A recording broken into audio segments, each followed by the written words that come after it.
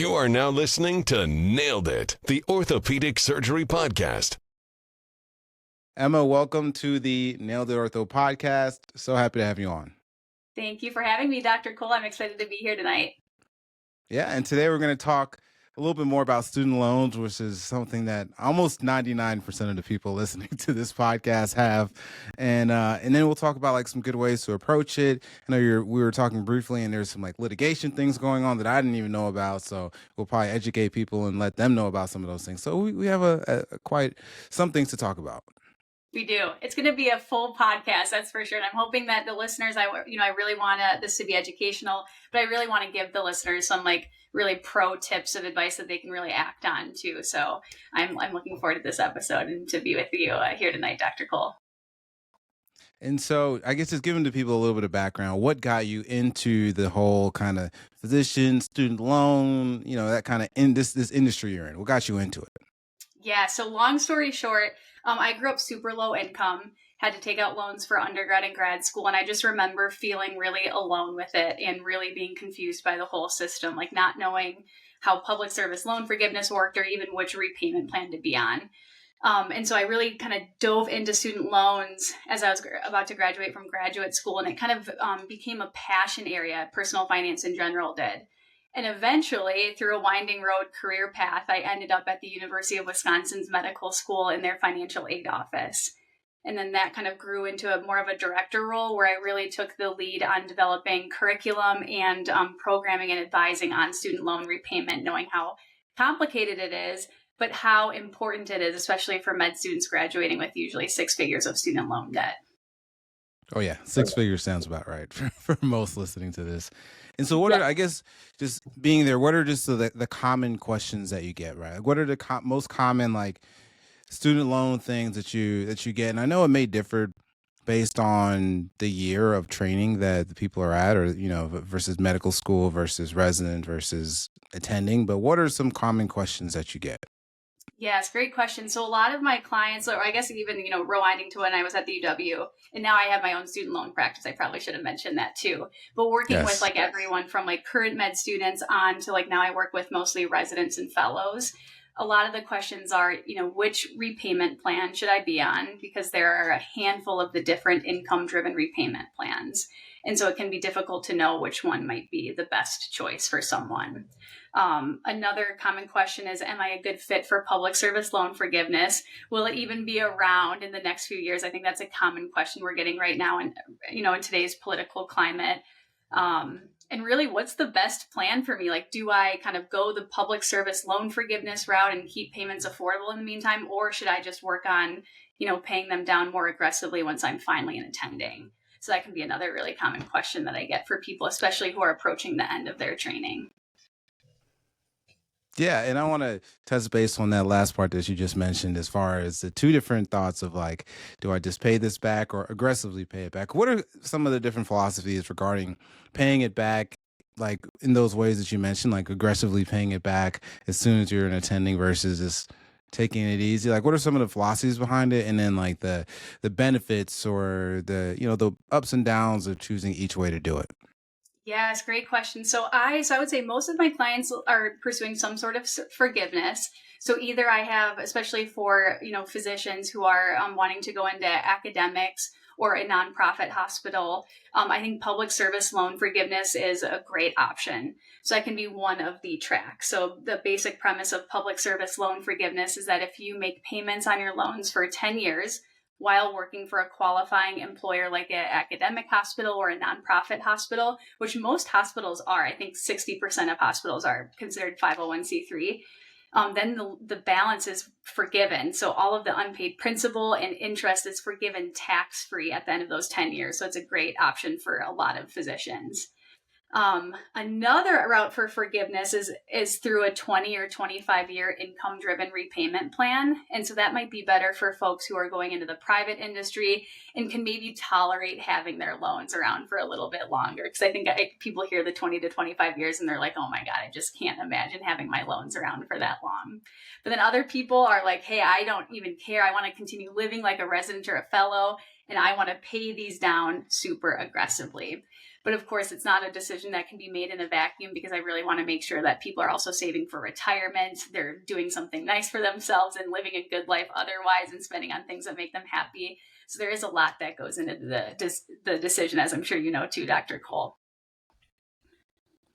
Yeah, and that's good. So one thing about the public student loan forgiveness program. So almost all of us, go into a residency and then a fellowship, and most of that, those like 5 to 6 years, at least for orthopedics, is considered at like at a place that would accommodate public student loan forgiveness. Now, if you spend your years deferring your payments during residency, are you still eligible for the public student loan forgiveness, or do you have had to sign up and be paying a couple $100s a month? Or some people say, oh, if you just signed up but you just paid $1 a month or $1 each month, that still is considered like a loan, or that's still considered payment that you've been making. So can you clear some of the mess regarding that?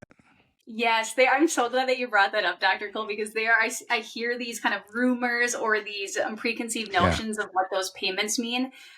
So the first question about the deferment, because I know that can be a common way. It's like maybe you go into residency and you go into some sort of deferment or forbearance. That may count, it may not. So there are certain types of deferment and forbearance that do count toward public service loan forgiveness, even though you're not technically making payments. So I think if the best piece of advice I can give to anyone out there listening who's wondering if these past periods of non-payment might count is to go to studentaid.gov, navigate to, if you type in PSLF help tool into the search bar, and enter in like your residency or fellow and like your employer information for that period of training, someone at your job will sign off on it, and that's how you get credit toward PSLF. So that's how you can figure out if that time counted or not. But a trick that I tell M4, so M4 is out there listening, please file your taxes this year, even if you did not work, because that could help you get a $0 payment during your PGY 1 year, which also counts toward PSLF, even though you're not making a payment. So you do not have to make a $1 payment for it to count toward PSLF, as long as that payment is, that $0 payment is set while on an income-driven repayment plan. So it's pretty fascinating. There's a lot of like tricks of the trade of like minimizing the payments and maximizing forgiveness at the end. And as you can tell, I'm a total nerd. Yeah. Like, it makes me so excited about this. It's like a puzzle. It's as low as possible. No, I think that's a good thing to know, because I didn't even know about the part of going back and looking to see if you could get your old ones, at least not your old ones, but while you're in training, if those can get accepted to be or can count towards PSLF. And then so another misconception or another question I can ask you is, because you mentioned that for public student loan forgiveness, typically you're going into an academic job or hospital based. If you go into private practice, but you are employed through one of the hospitals, like you take call or cover at one of the hospitals, does that count as working for like a nonprofit, or does that count towards these public student loan forgiveness program? That's a good question. Yeah, that's a good question. So what I always tell people is it really depends on who is paying your salary. Because I have a cousin who's an anesthesiologist who works for a private practice, but he's contracted by a nonprofit hospital to provide services. So because he is employed by that for-profit physician group as an anesthesiologist, it would not qualify, even though he's providing services to a qualifying institution. So whatever employer is on your W-2, which is that tax form that we all get at the end of the year from our employer to help do our taxes, there will be something called an employer identification number on that, or EIN.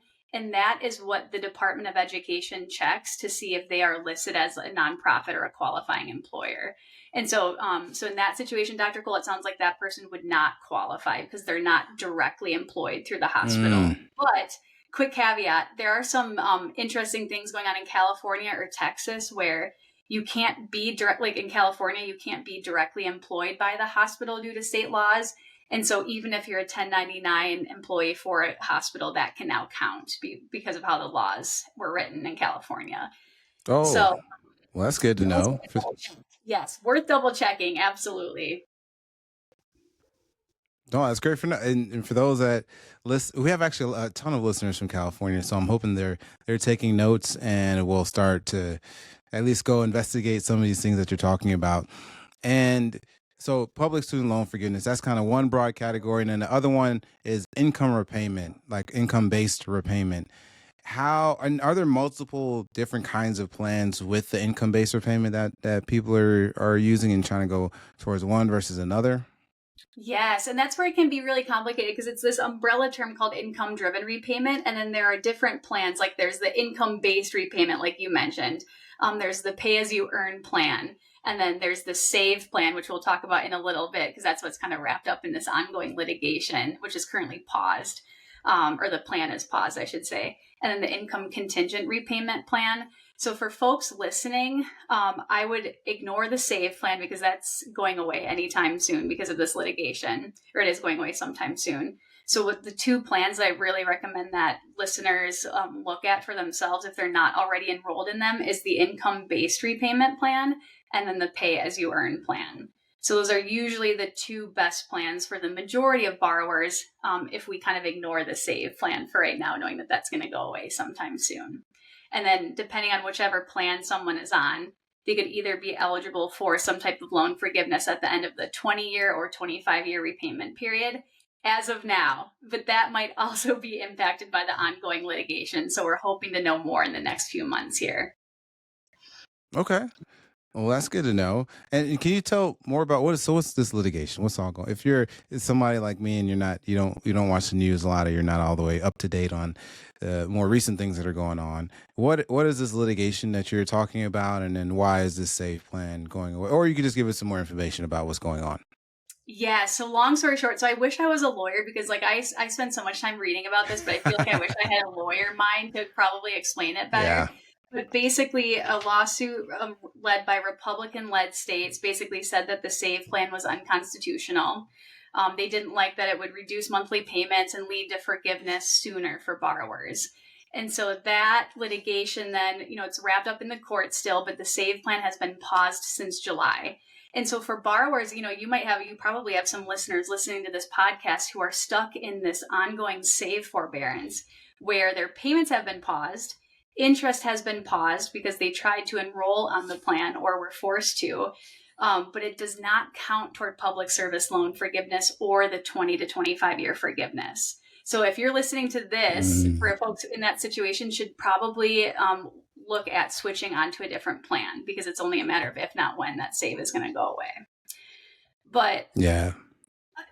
There's long story short too, it's complicated, but some of that 20 to 25-year forgiveness, like on the pay plan, for example, is also on the chopping block because it became enjoined in the lawsuit. So there's a lot of unknowns, Dr. Cole. There's a lot of changes. Yes, it's really what's so hard about student loans is it's really political, right? So it's really susceptible to the political whims of the United States. And so I feel like the next few years are going to be really interesting because there are so many unknowns. And so that can be really scary and anxiety inducing for borrowers. And I'm hearing that from my clients a lot right now, especially. Okay. Well, that's good to know.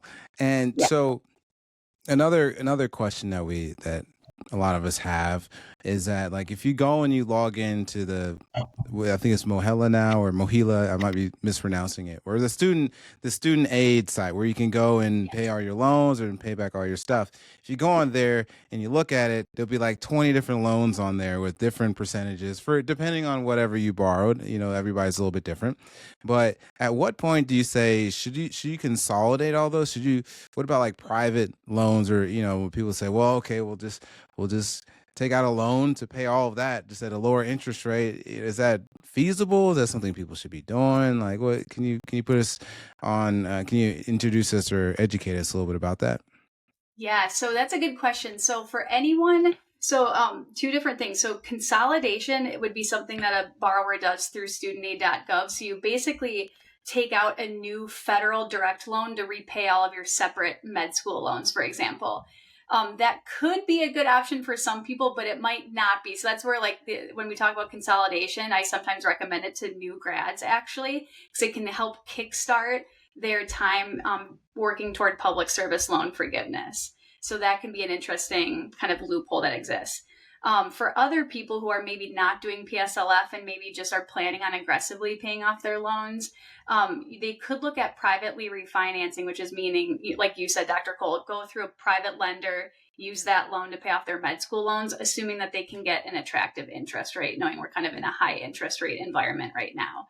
But it's really important for borrowers to know that as soon as they privately refinance their med school loans from the federal government, they lose all access to public service loan forgiveness and the 20 to 25 year forgiveness. And so I saw people get really burned by that in COVID when everything was frozen, no payments were due on federal loans, but then they still had these big private school loans. Yeah, it's true. So that makes me nervous. It's like part of me, because I was so burned by that. Like I almost prefer, at least right now, while we're in a high interest rate environment, to keep them as federal loans and then just aggressively pay them off. Because if you lose a job, if heaven forbid something bad happens, with federal student loans, you can get them discharged through disability or through death. I know it's kind of gruesome to talk about, but it's good to know options exist if something terrible were to happen to the borrower. Or if they lose their job, they're eligible for those income-driven repayment plans where their payments could literally be $0. So there's a lot of flexibility with federal student loans. I'm always hesitant to recommend, privately refinancing for those reasons. Yeah, the private, that does make especially, right, just given the recent COVID, at least to me, it still seems recent, but I know it was a couple of years ago, but given COVID and now it's paused, but, people were losing their jobs and stuff, not working, but then still having to pay X amount of dollars monthly from the private, banking institutions. That's actually a really good point that you just made there. So that's a good thing to think about.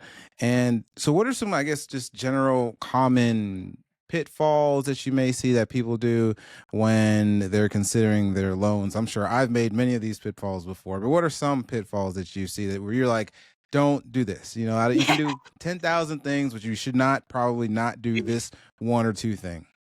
Yeah, so it's something I actually see a lot with the medical residents and fellows in early career positions is you all are so busy. I cannot even begin to, understand how busy you all are, especially during training and beyond. But it's a common thing that I hear is that people just lose track of when payments are due. And so it's really just important for people to know who their student loan servicer is and to make sure that their contact information is always updated with them. So for anyone listening, if you're not sure who your servicer is, meaning who do you literally have to pay back your loans to, log into studentaid.gov. You'll be automatically redirected to your dashboard and your servicer will be listed on the right side. So if you haven't already, please, there'll be a button where you can follow to their website. Please make sure you have a login information with that loan holder so they can reach you, because it's really easy to miss your loan payments. In fact, I knew a story about a trainee who was then put into default and then he didn't really discover it until he was trying to buy a house. So you really don't want to be stuck in a situation where your credit score takes a hit. Yeah, bad timing, right? Lenders do not like seeing that kind of stuff. So you want to make sure that you make your payments. And then I think, too, it's just really important to have a plan. You all are so smart. I love working with the physicians. You all are so smart and talented and hardworking and kind. But there can be some sort of maybe anxiety around the student loan debt because of those large balances. And so I think having a plan, whether it's working with me or someone like me or reaching out to even your financial aid office at your school, sometimes they help alumni too. I think getting a plan in place is so helpful and super impactful, and it really helps you breathe a little bit easier and sleep a little bit easier at night too.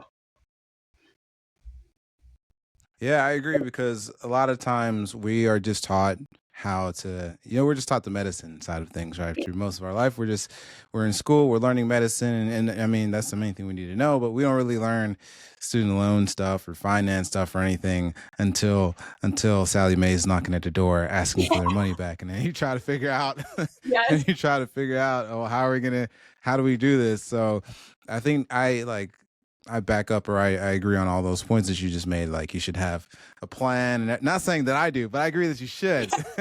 I agree. You definitely should have a plan and at least have all these things, speak to, advisor or whoever, that may be. And that's a good tip as far as reaching back out to your school, whatever school that you went to, because sometimes they help alumni out. I know that as well. So that's another good tip that many of the nuggets that you have dropped thus far, that's another good nugget. Yes. And too, like I said, I know you all are super busy. And so if you go to my website, it's octoberloans.com. You can sign up for my newsletter. I send it out maybe every like 1 to 3 weeks, depending on what's going on. But I try to send really impactful and timely information to help people stay on track of what's going on, because it's so much. Like you said, Dr. Cole, even for people who watch the news every day, there's so much going on that it's just too much to stay on top of in our busy lives. And so like subscribing to different news sources like that or newsletters for people who are sending out student loan updates can also be really helpful, just so you feel less alone as you're navigating this too, because it can be very confusing. The system was not built very well. It's not built for student loan borrower success. So I just don't want people to feel like burdened or alone.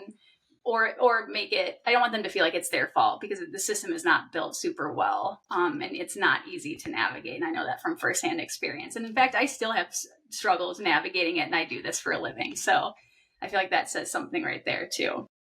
Yeah, 100%. And one more question I have, but at least before we wrapped up, is, and I don't know if this is the right question to ask, but I've heard some like talks on like when you have your student debt of it being good debt versus bad debt. Like, oh, some people are saying, no, keep your student loans around because that's good debt to have when you're trying to apply for some other loans or something, that they see that you have this student loan that you're constantly paying back. Like, it might be good debt. But have you heard anything about this, like good debt versus bad debt versus having student loans versus aggressively paying them off in a year and then not having any, at least student loan debt? Like, what are your thoughts on that, if you have any? Yeah, no, that's a good question. So I think anytime, I think student loan debt, like it was necessary for me to go to school, right? It's necessary for a lot of med students too, knowing how expensive med school is. I do see student loan debt as like a good debt. It's certainly better than credit card debt, which is tend to be like, we're talking 20 to 25% interest rates. I know student loan debt, it can be high interest rate now, but it is definitely considered a good source of, a better source of debt. I wouldn't recommend, if someone could aggressively pay it off, and, I wouldn't recommend necessarily keeping it around just because of the impact it could have on your credit score. I know that's a common myth too. It's like, no, don't pay it off because your credit score is going to take a hit when it, gets paid off, which is true. It will recover. But in my opinion, student loan debt, it's, you're using it to invest in your future. And many of us probably wouldn't be where we are today without investing in our education. So it's necessary. And I see it as a good type of debt, but I'd be curious for your thoughts too, Dr. Cole. Like, what do you think about that?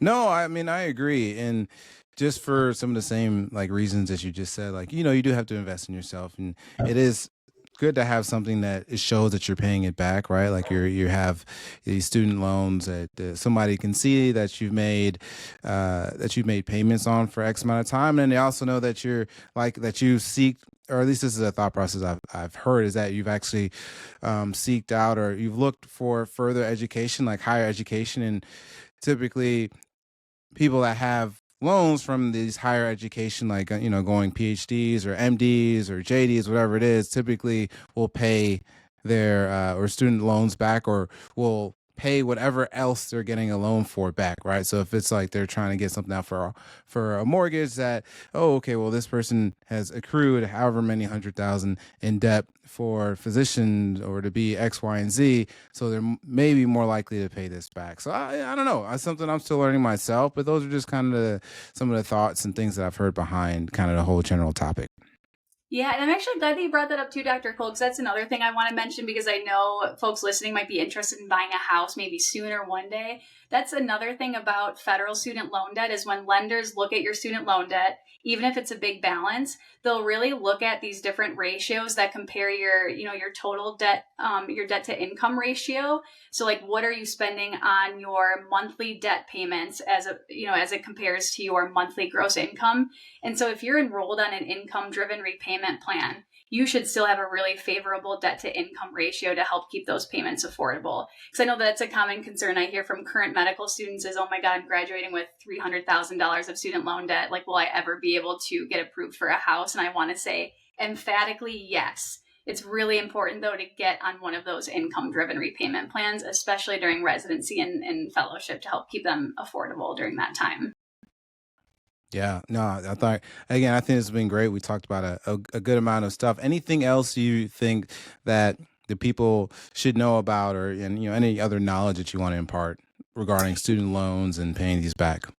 Yeah, that's a good question. So for folks listening who might be graduating M4s this year, congratulations as you prepare to move on to residency, or even like M3s, M4s, and early trainees. I think the number one piece of advice I can provide is just, the goal during residency and fellowship is to get through. So I would say with student loan payments, keep them affordable. I would not recommend using that time to aggressively pay them off, even though it hurts to see that daily accruing interest on your account. Just don't check it. If that gives you anxiety, please don't check it. I know it's easier said than done. But the goal really during training is to keep those payments affordable. I also work part-time at a financial planning firm, so I have the privilege of seeing what it's like on the other side to be an attending, making a really awesome salary. Like, you will have time later on to make up for that debt, whether that means to continue pursuing PSLF and maybe, making higher payments during the month or aggressively paying them off. Like, you will have resources later to do other things with that debt. But usually during training, it's to keep those payments affordable. And so it's worth the time it takes to look into those different income-driven repayment plans. And studentaid.gov is a really awesome resource. I spend a lot of time on there every single day looking for updates and just reading information. So that's a really great source of information for folks. Well, Emma, this was great. How can the people listening to this find out more about you? I know you gave them their website a little bit earlier to sign into your newsletter, but any other ways that people can find out what's going on, stay up to date with things that are going on, or with you, your company, or anything? This is a self shout out time. Thank you. I appreciate that, Dr. Cole. Yes, look me up. It's October, as in the month October, octoberloans.com. I have more information about my services, my newsletter on there. If you'd like to work together, just sign up for my newsletter. I also offer 15-minute consults, complimentary, just to see if we'd be a good fit. Otherwise, connect with me on LinkedIn, because I do tend to share student loan updates that way as well. Because I get some clients from other financial planners, and so I'm on LinkedIn quite a bit. I'm not so good at Instagram, and so I haven't posted on that in a few months. So really LinkedIn and the email newsletter and octoberloans.com. But if you want to email me, my email is emma@octoberloans.com, EMMA@octoberloans.com, if you want to get in touch with me. Perfect. And we will put the link to your website and everything in the description of this podcast. So those that are listening, go and click the description and go and click the link and go check it out. And those that are watching, it'll be at the bottom of the YouTube video or wherever it is. Or you can just Google it now or put it in there now, and it'll pop up and you can go and check it out. So again, thank you so much for coming on the Nail It Author podcast. It was such a pleasure to have you on. Thanks so much, Dr. Cole. Really appreciate it.